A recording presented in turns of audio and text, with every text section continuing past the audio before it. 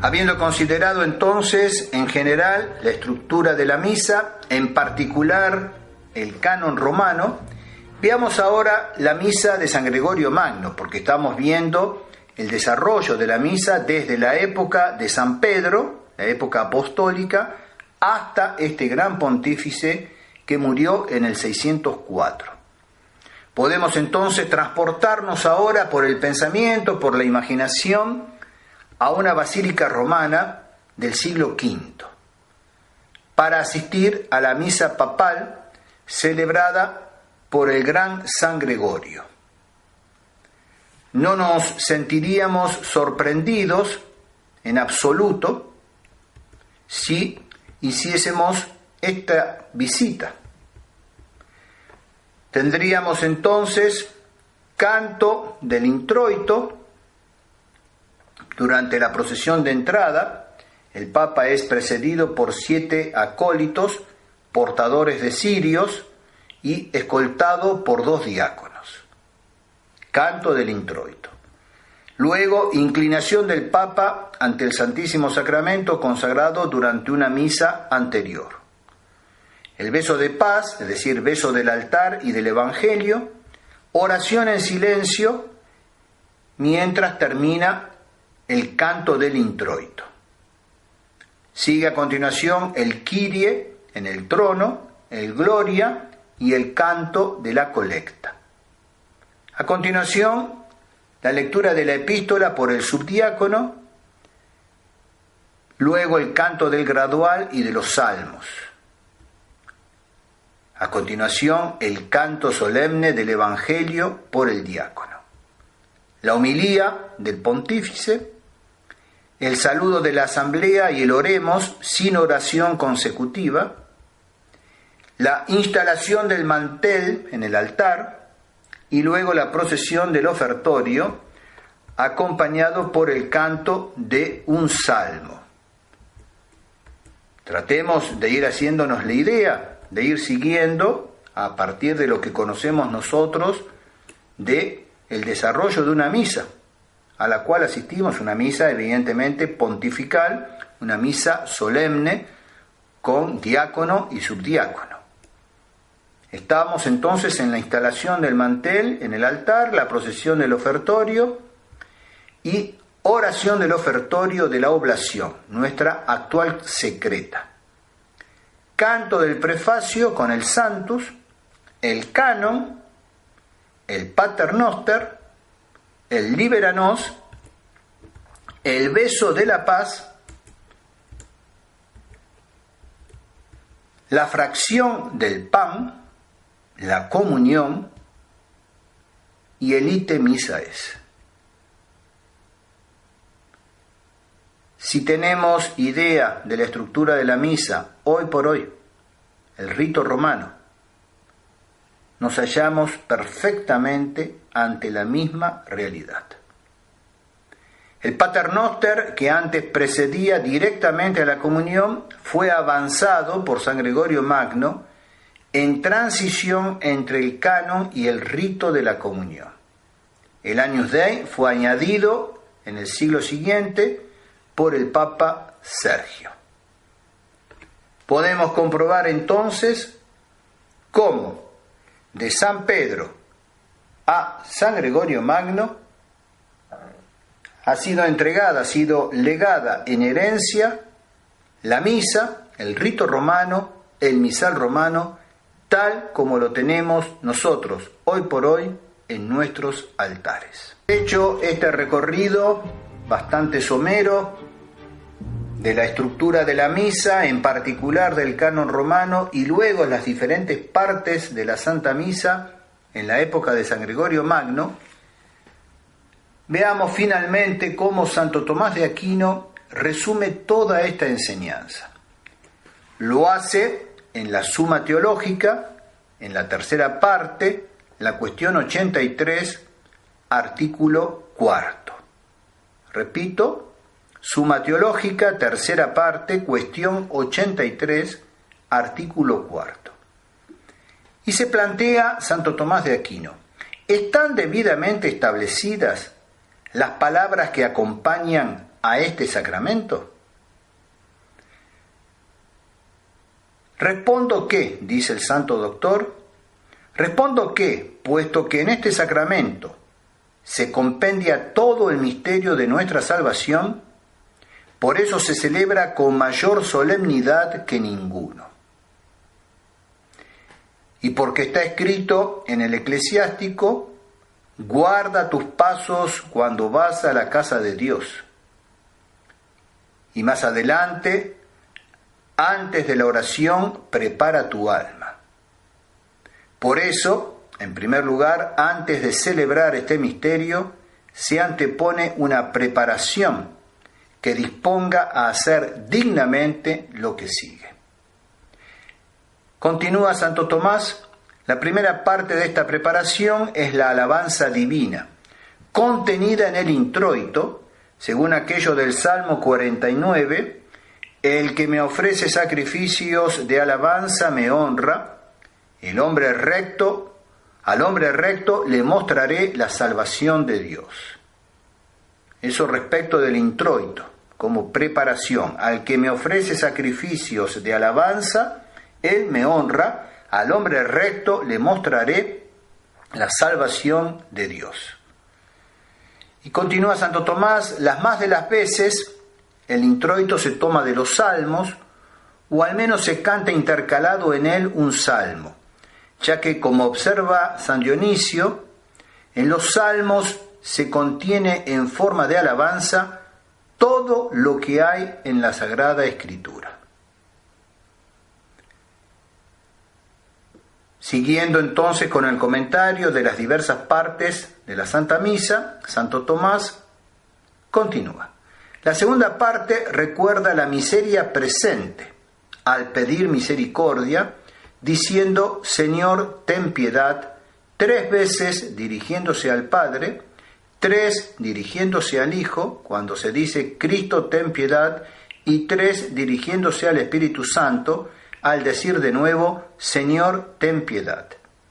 Se dice 3 veces contra la triple miseria de la ignorancia, de la culpa y de la pena, o también para significar que las 3 personas están presentes la una en la otra.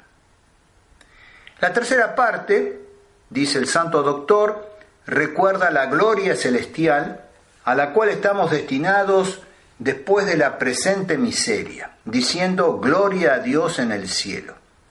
Se canta en las fiestas porque en ella se recuerda la gloria celestial y se omite en los oficios de luto que recuerdan nuestra miseria. La cuarta parte contiene la oración que hace el sacerdote por el pueblo para que todos sean dignos de tan grandes misterios. En segundo lugar, todo esto es la introducción, la preparación. En segundo lugar, enseña Santo Tomás, sigue la instrucción del pueblo fiel, porque este sacramento es misterio de fe. Esta enseñanza tiene lugar inicialmente con la doctrina de los profetas y de los apóstoles, que viene proclamada en la Iglesia por los lectores y los subdiáconos. Después de esta lectura, el coro canta el gradual, que significa el progreso de la vida, y el aleluya, que significa la alegría espiritual, o el tracto, en los oficios luctuosos, que significa el llanto espiritual. Estos son en efecto los frutos que debe producir en los fieles la doctrina indicada. Ahora bien, al pueblo se le instruye de modo perfecto con la doctrina de Cristo, contenida en el Evangelio, leído por los ministros más importantes, o sea, por los diáconos. Y puesto que creemos a Cristo como a la verdad divina, según aquello de San Juan, si os digo la verdad, ¿por qué no me creéis?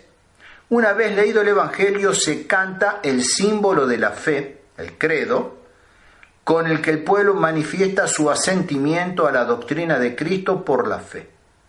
El símbolo, sin embargo, se canta en las fiestas de quienes se hace alguna mención en él, como son las fiestas de Cristo, de la Santísima Virgen y de los apóstoles, que fundamentaron nuestra fe, y en otras semejantes. Y una vez que el pueblo ha sido preparado e instruido de esta manera, se pasa a la celebración del misterio. Llegamos así a la tercera parte. Después de la preparación y de la instrucción, llegamos a la celebración misma del misterio. Santo Tomás explica un misterio que se ofrece como sacrificio y se consagra y se toma como sacramento.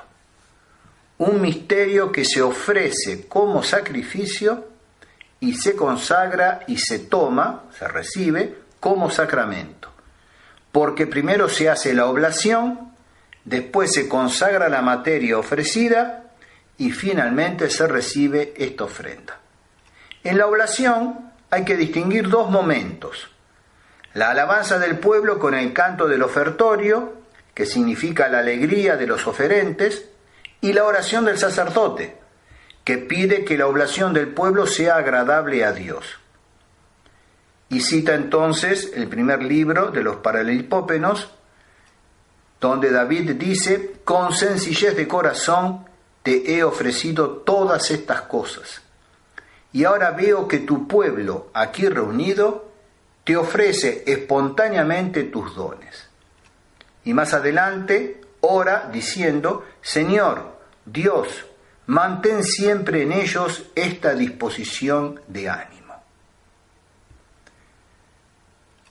Esto era entonces el canto del ofertorio para significar la alegría de los oferentes y la oración del sacerdote que pide la oblación del pueblo, que esa oblación sea agradable. Santo Tomás nos proporciona estas dos hermosas citas del Antiguo Testamento.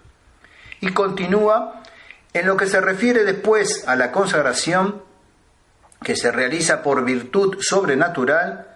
Primeramente se suscita la devoción del pueblo en el prefacio, con el cual se invita a levantar el corazón al Señor. Y por eso, una vez terminado el prefacio, el pueblo alaba devotamente tanto la divinidad de Cristo, diciendo con los ángeles: Santo, Santo, Santo, como su humanidad, cantando con los niños: bendito el que viene en el nombre del Señor. Hermoso el comentario de Santo Tomás para esa parte final del prefacio. El pueblo alaba devotamente tanto la divinidad como la humanidad de nuestro Señor. La divinidad con los ángeles: Santo, Santo, Santo. Su humanidad con los niños: bendito el que viene en el nombre del Señor. Posteriormente, enseña Santo Tomás, el sacerdote recuerda secretamente, en primer lugar, a aquellos por quienes se ofrece este sacrificio, es decir, la Iglesia Universal, a los que están constituidos en autoridad y especialmente a quienes ofrecen o por quienes se ofrece este sacrificio. En segundo lugar, se recuerda a los santos, cuyo patrimonio implora sobre las personas ya recordadas, diciendo: unidos en la misma comunión, veneramos la memoria, etc. Y finalmente concluye la petición con las palabras: acepta pues esta oblación, etc., para que esta oblación sea salutífera para aquellos por quienes se ofrece. Y seguidamente llega el sacerdote a la consagración misma y pide primeramente que la consagración obtenga su efecto diciendo: santifica plenamente esta ofrenda. En segundo lugar, realiza la consagración con las palabras del Salvador diciendo: el cual, la víspera de su pasión, etc. En tercer lugar, el sacerdote se excusa de esta audacia, declarando haber obedecido al mandato de Cristo con las palabras: por lo tanto, nosotros tus siervos, recordando tu pasión, etc. En cuarto lugar, suplica que el sacrificio realizado sea acepto a Dios, cuando dice: dígnate, Señor, mirar propicio. Y finalmente, invoca el efecto de este sacrificio y sacramento para los mismos que lo toman al decir: humildemente te rogamos para los muertos, que ya no lo pueden recibir, cuando dice, acuérdate también, Señor, etc. Y especialmente para los mismos sacerdotes que lo ofrecen, diciendo, también a nosotros pecadores. Veamos cómo Santo Tomás nos aclara, nos resume perfectamente esa parte del canon. Dice, invoca el efecto de este sacrificio y sacramento para los mismos que lo toman, al decir, humildemente te rogamos, para los muertos, que ya no lo pueden recibir, y especialmente para los mismos sacerdotes que lo ofrecen. Está compendiado perfectamente toda la Iglesia allí. Una oración hermosa que ciertamente el Espíritu Santo ha inspirado a la Iglesia. Y sigue Santo Tomás, y así se pasa a la consumación de este sacramento. Primeramente se prepara el pueblo para recibirlo. Primero por la oración común de todo el pueblo, que es el Padre Nuestro, en la que pedimos que se nos dé nuestro pan de cada día, y también por la oración privada, que el sacerdote presenta especialmente por el pueblo cuando dice, líbranos, Señor. Segundo, se le prepara al pueblo con la paz que se le da cuando se dice el Cordero de Dios, y este sacramento es efectivamente sacramento de unidad y de paz. Ahora bien, dice Santo Tomás, en las misas de difuntos, en las que este sacrificio se ofrece no por la paz presente, sino por el descanso de los muertos, la paz se omite. Seguidamente viene la recepción del sacramento, la comunión propiamente dicho. Primeramente lo recibe el sacerdote y después se lo da a los demás, porque como dice San Dionisio, quien entrega las cosas divinas a los demás debe participar de ellas primeramente. Y finalmente, toda la celebración de la misa termina con la acción de gracias.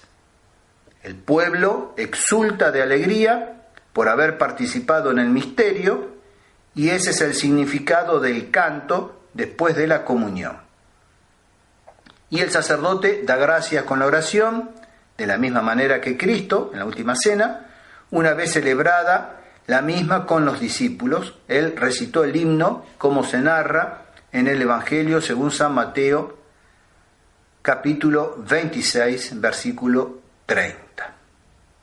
Hasta aquí el cuerpo del artículo de Santo Tomás, donde nos comenta, nos explica prácticamente paso a paso, oración por oración, el significado, el simbolismo de cada una de ellas. Pero como sabemos, en la Suma Teológica, cada artículo tiene una serie de objeciones al comienzo, las cuales, una vez dada toda la doctrina, son resueltas. Dan las objeciones y luego al final las respuestas. Veamos entonces esas objeciones, esas dificultades y las respuestas, las soluciones que da Santo Tomás. La primera objeción dice así: este sacramento se consagra con las palabras de Cristo, como dice San Ambrosio en su libro de Sacramentis. Este sacramento se consagra con las palabras de Cristo. Luego, en este sacramento no deben decirse más palabras que las palabras de Cristo. Esa es la objeción.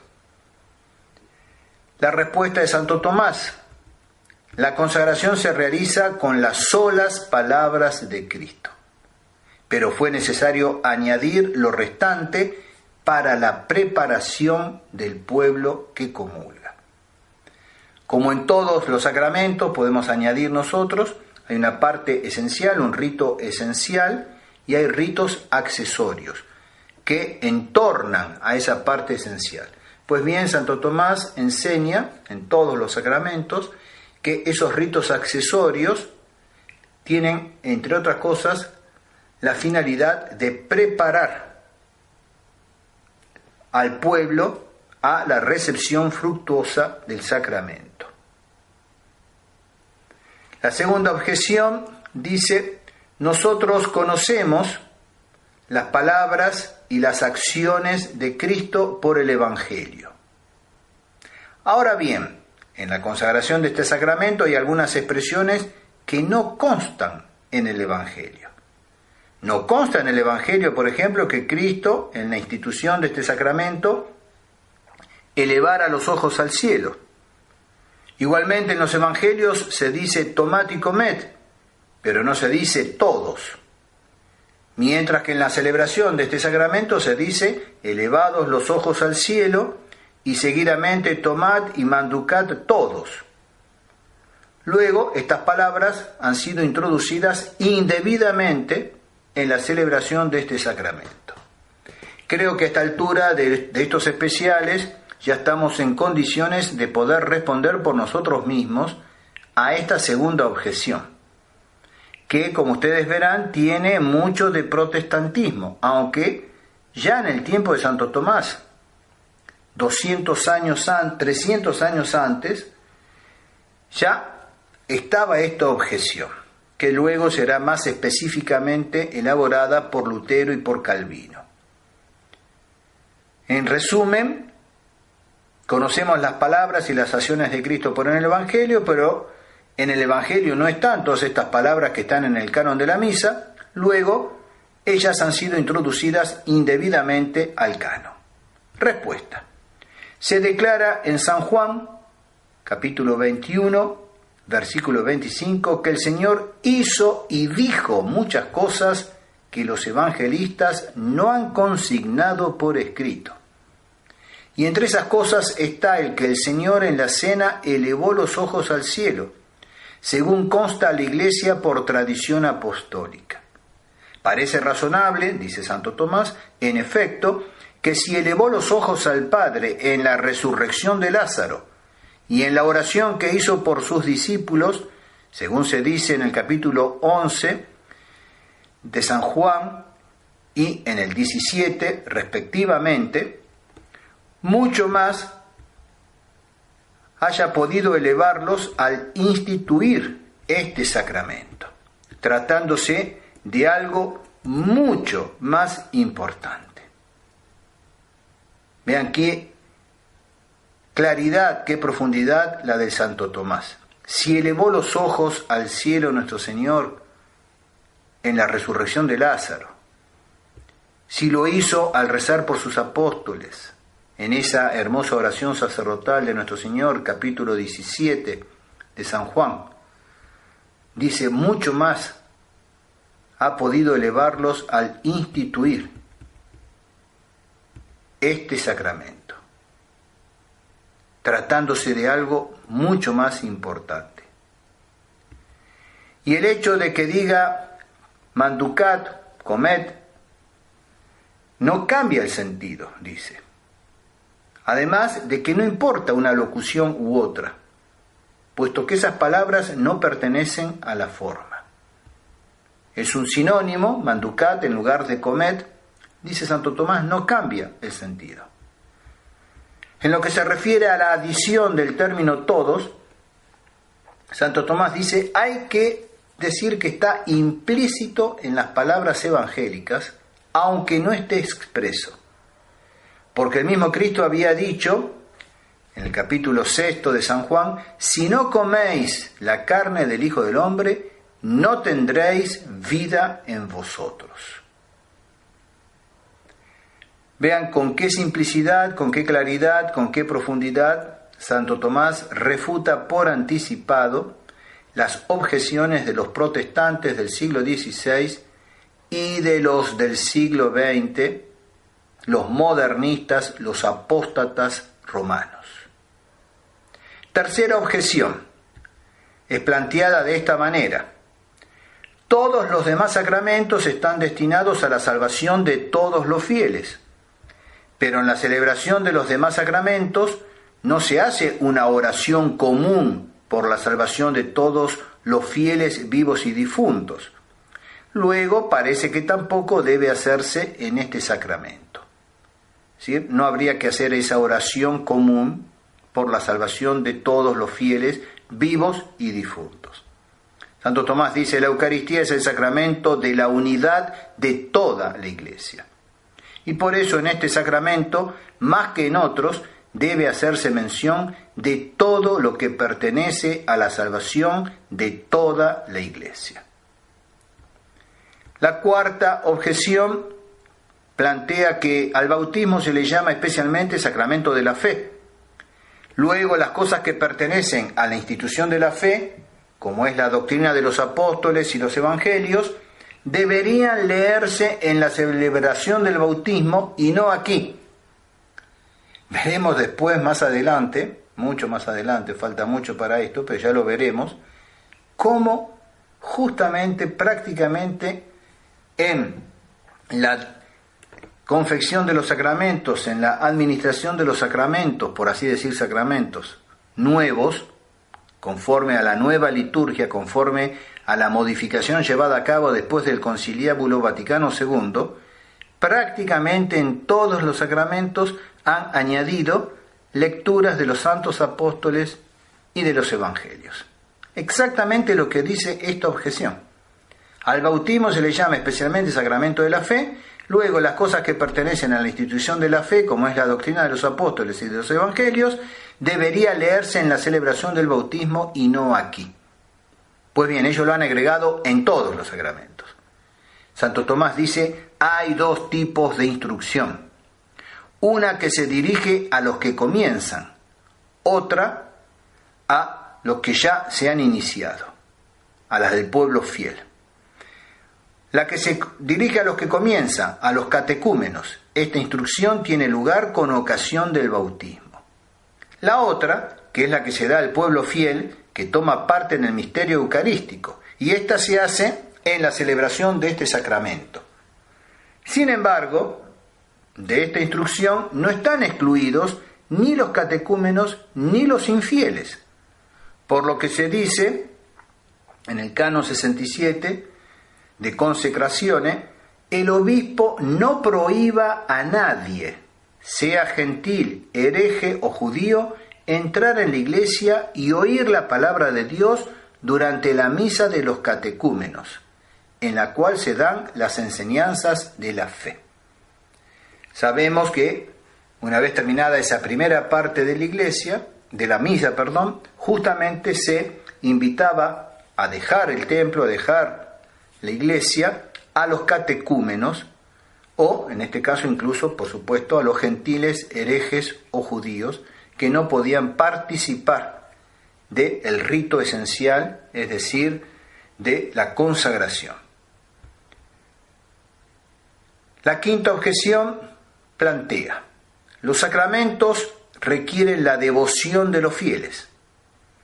Luego, no hay motivo para estimularla más en este sacramento que en los otros, con las alabanzas y ciertos requerimientos, como cuando se dice, levantemos el corazón. Santo Tomás responde, este sacramento requiere una devoción mayor que los otros sacramentos por contener a Cristo en su totalidad, y una devoción más extensa por requerir la devoción de todo el pueblo, por el que se ofrece este sacrificio, y no solamente de los que le reciben, como sucede con los otros sacramentos. Y aquí cita entonces a San Cipriano. Por eso, como dice San Cipriano, el sacerdote, con el prefacio, prepara el ánimo de los hermanos diciendo, levantemos el corazón, para que con la respuesta, lo tenemos levantado hacia el Señor, el pueblo se dé cuenta de que no debe pensar en otra cosa más que en Dios. Qué oportuna es esta enseñanza de San Cipriano retomada por Santo Tomás para los fieles del siglo XXI. El pueblo responde, lo tenemos levantado nuestro corazón hacia el Señor, para que se dé cuenta que no debe pensar en otra cosa más que en Dios durante el santo sacrificio de la misa. Eso está al final del prefacio, cuando comienza inmediatamente el canon, en cuyo corazón está la doble consagración, la esencia de la misa. El pueblo debe darse cuenta que no debe pensar en otra cosa más que en Dios en ese momento. Oportunísima esta respuesta de Santo Tomás. Y pasemos a la sexta. El ministro de este sacramento es el sacerdote, dice. Luego, todo lo que se dice en este sacramento debería decirlo el sacerdote, y no parte los ministros y parte el coro. Y se refiere a la misa solemne, a la misa cantada, en que hay parte que la canta el coro, la coral, y la epístola o el evangelio, que son cantados por el subdiácono y el sacerdote. Santo Tomás dice: en este sacramento, como acabamos de exponer, en la respuesta a la tercera objeción, se hace mención de cosas que interesan a la Iglesia entera. Por eso, algunas de ellas las dice el coro y que pertenecen al pueblo. Algunas de estas las dice en su totalidad el coro, son las que se inspiran en todo el pueblo. Otras, sin embargo, las continúa el pueblo después de la incubación del sacerdote, que representa a Dios, como signo de que tales cosas vinieron al pueblo por revelación divina, como la fe y la gloria celestial. Y esta es la razón de que el sacerdote comience el símbolo de la fe, es decir, el credo, y el gloria a Dios en el cielo. Otras cosas, por el contrario, continúa Santo Tomás, las dicen los ministros, como es la lectura del Nuevo y Antiguo Testamento, para indicar que esta doctrina ha sido anunciada a los pueblos por medio de ministros enviados de Dios. Y hay otras que las dice el sacerdote solamente, son las que pertenecen al propio oficio del sacerdote, o sea, al oficio de ofrecer dones y preces por el pueblo. Algunas de estas cosas las dice en voz alta, son las que pertenecen al sacerdote y al pueblo conjuntamente, como son las oraciones comunes. Otras, sin embargo, pertenecen solamente al sacerdote, como es la oración y la consagración. Y por eso las fórmulas que se refieren a estos ritos son recitadas por el sacerdote en voz baja. No obstante, en ambos casos, o sea, se refiere a la oblación, el ofertorio y la consagración, el sacerdote reclama la atención del pueblo diciendo: el Señor esté con vosotros, y espera su consentimiento expreso con el amén. Y por eso las oraciones que dice en secreto van precedidas de el Señor esté con vosotros, y las termina con por los siglos de los siglos, para que el pueblo responda el amén de su asentimiento. También pueden interpretarse algunas fórmulas de las que el sacerdote dice en secreto como signo de que durante la pasión de Cristo los discípulos profesaron su fe en Él ocultamente. Vean ustedes la calidad, la profundidad de esta explicación de Santo Tomás para las diversas oraciones, los diversos tipos de oraciones. Algunas son propias del sacerdote, otras son comunes al sacerdote y al pueblo, otras son para enseñanza del pueblo, y así va explicando Santo Tomás por qué entonces unas oraciones se dicen, se rezan o se cantan de una determinada manera y otras de otra. Importantísima esta respuesta a la sexta objeción. Pasemos a la séptima. Es absolutamente cierto que la virtud divina actúa en este sacramento. Luego es superflua la petición que hace el sacerdote de que se realice este sacramento cuando dice: santifica plenamente esta oblación. Así dice la objeción que pretende que es superfluo pedir que se santifique plenamente esta oblación. ¿Por qué? Porque la virtud divina actúa en este sacramento. Santo Tomás responde: la eficacia de las palabras sacramentales puede ser impedida por la intención del sacerdote.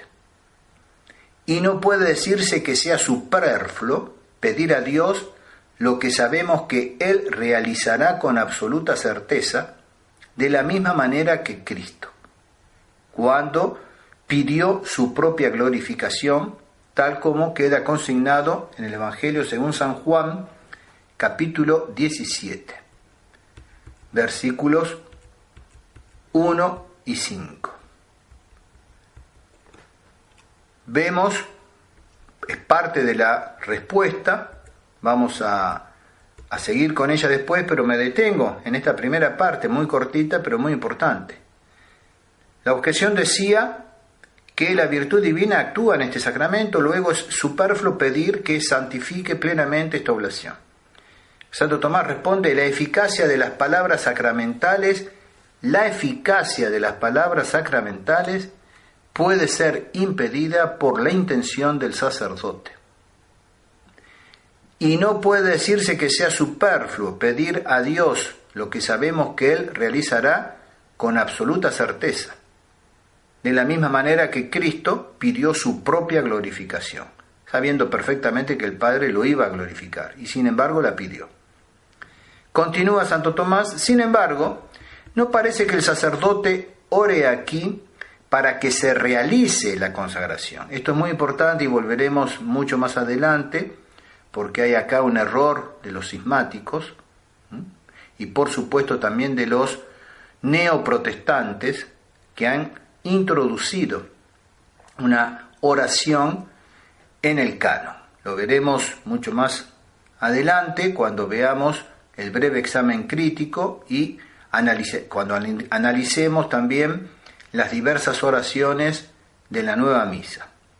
Santo Tomás dice: sin embargo, no parece que el sacerdote ore ahí para que se realice la consagración, sino para que nos sea fructuosa, lo que expresamente dice que se haga para nosotros cuerpo y sangre. Y esto es lo que, según San Agustín, significan las palabras anteriores: dígnate hacer que esta oblación sea bendita. O sea, que nosotros seamos bendecidos por ella. Esto es por su gracia adscrita, es decir, que por ella seamos inscritos en el cielo, ratificada, o sea, que seamos considerados como miembros de Cristo, razonable, a saber, que seamos despojados de la sensualidad bestial, aceptable, es decir, que nosotros, que nos desagradamos a nosotros mismos, seamos aceptables por ella al Hijo de Dios. Santo Tomás cita a San Agustín, que va como desgranando cada una de las palabras de esa hermosa oración, y que según Santo Tomás justamente están puestas allí no para que se realice la consagración, sino para que nos sea fructuosa a nosotras. Y por eso dice que se haga para nosotros, cuerpo y sangre. Y ahí viene, citada por Santo Tomás, esa hermosa explicación de San Agustín, que va desgranando palabra por palabra esa oración. Dígnate hacer que esta oblación sea, decimos en la oración, bendita, adscrita, ratificada, razonable, aceptable. 5 cosas. Y San Agustín explica el significado de cada una. Dígnate hacer que esta oblación sea bendita, o sea, que nosotros seamos bendecidos por ella. Esto es, por su gracia. Adscrita, es decir, que por ella seamos inscritos en el cielo. Ratificada, o sea, que nosotros seamos considerados como miembros de Cristo. Razonable, a saber, que seamos despojados de la sensualidad bestial. Y aceptable, que nosotros no nos desagrademos a nosotros mismos, sino aceptables por ella al Hijo de Dios. Magnífica explicación de Santo Tomás y magnífica la explanación de San Agustín de cada uno de esos términos. Octava objeción. El sacrificio de la nueva ley es mucho más excelente que el de los antiguos padres.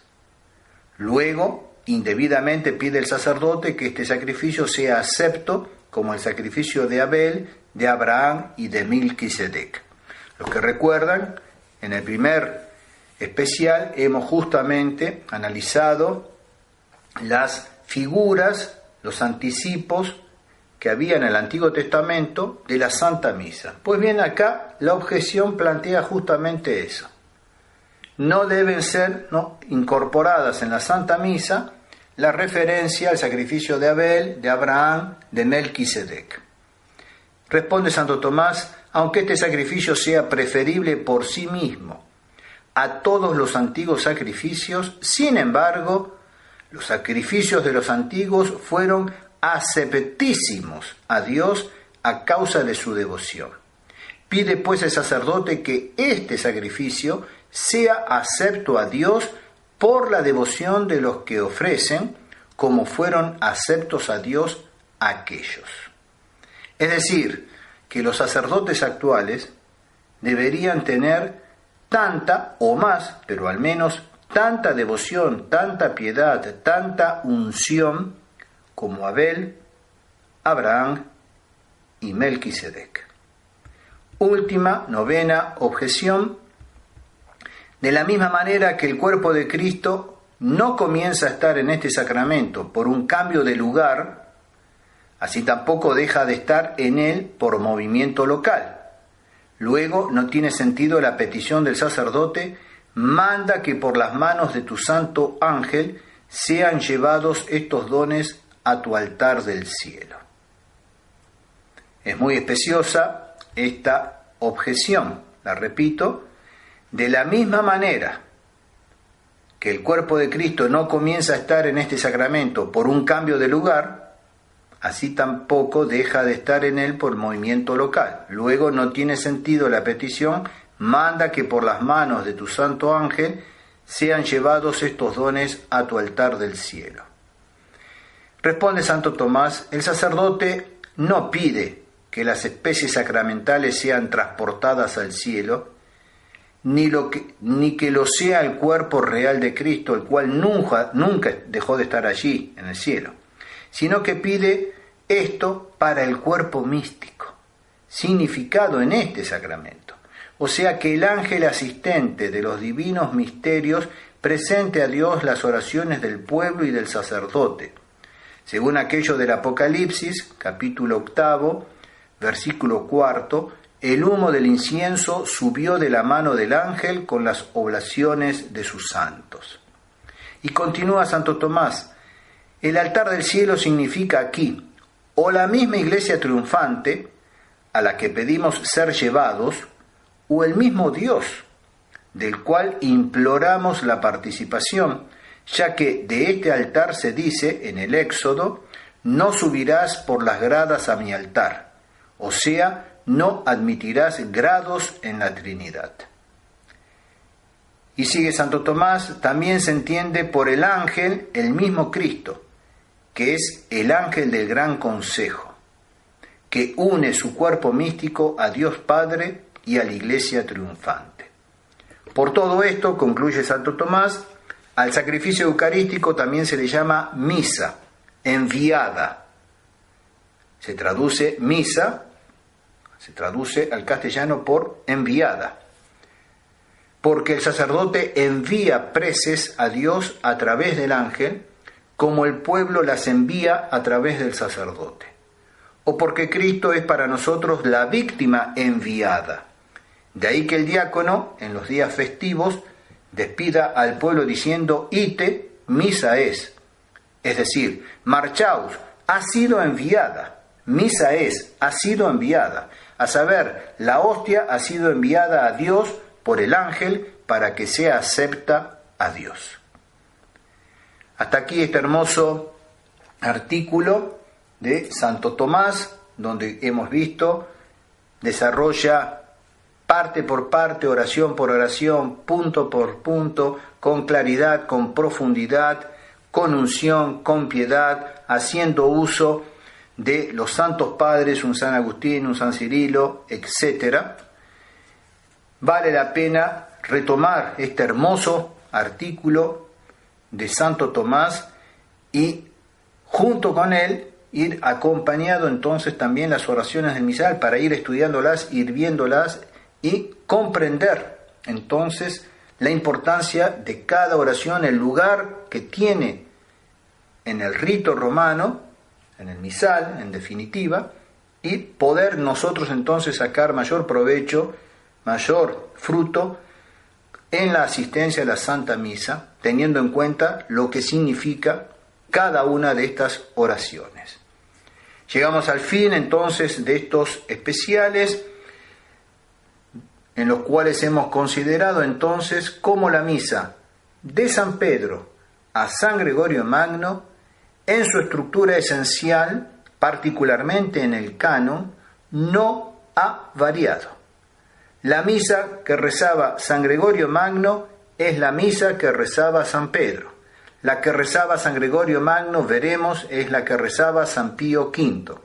La que rezaba San Pío V, veremos, es la que rezaba San Pío X. Y la que rezaba San Pío X es la que rezamos nosotros.